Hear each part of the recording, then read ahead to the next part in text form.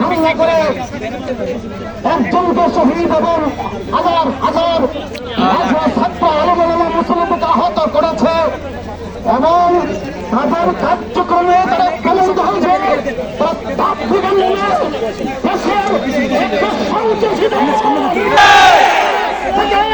তাদেরকে আমরা বয়কট করলাম, তাদের সাথে কোনো লেনদেন হবে না, মসজিদে তারা তালিম চলতে পারে না।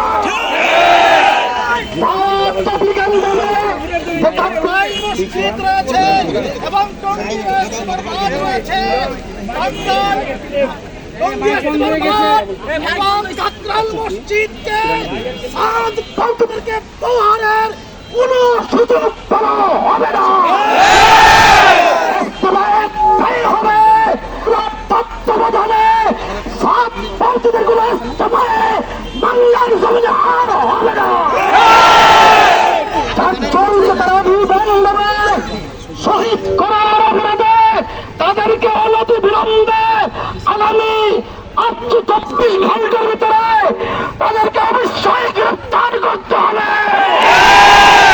যদি 24 ঘন্টা তাদেরকে গ্রেফতার না করা হয়, আমাদের ওলামায়ে কেরাম কাকরাইল মসজিদের বিরুদ্ধে পরামর্শ করে কঠিন কর্মসূচি ঘোষণা করা হবে।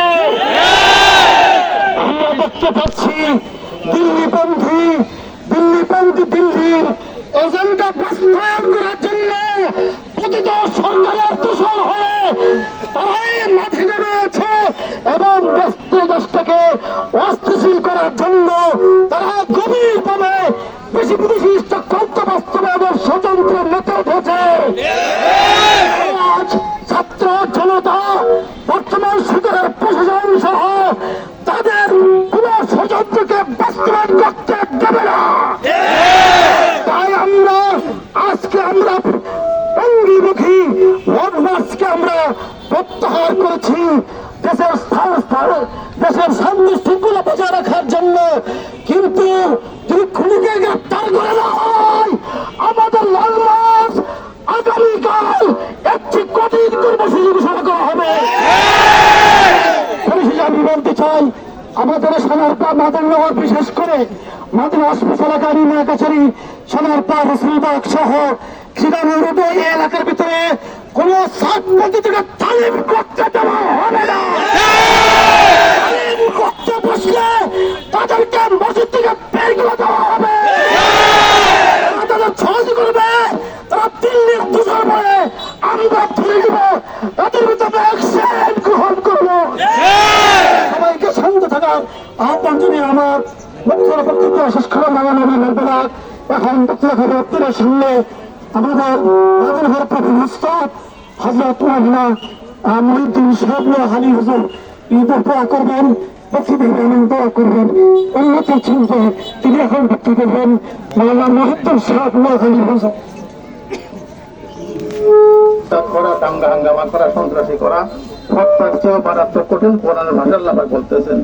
সেজন্য যারা সন্ত্রাসী কর্মকাণ্ড ঘটাইতেছে জায়গায় জায়গায়, মারপিট করতেছে জায়গায় জায়গায়, এবং সাধারণ মুসল্লি আলেম ওলামাদের উপরে যারা হত্যা করতেছে, পেট ফেলা মারাত্মক ভাবে আঘাত করতেছে, হত্যা করতেছে, আমরা তাদের সরকারের কাছে আদর বিচার চাইতেছি এবং অবিলম্বে তাদেরকে যেন গ্রেফতারের মাধ্যমে উচিত বিচার করে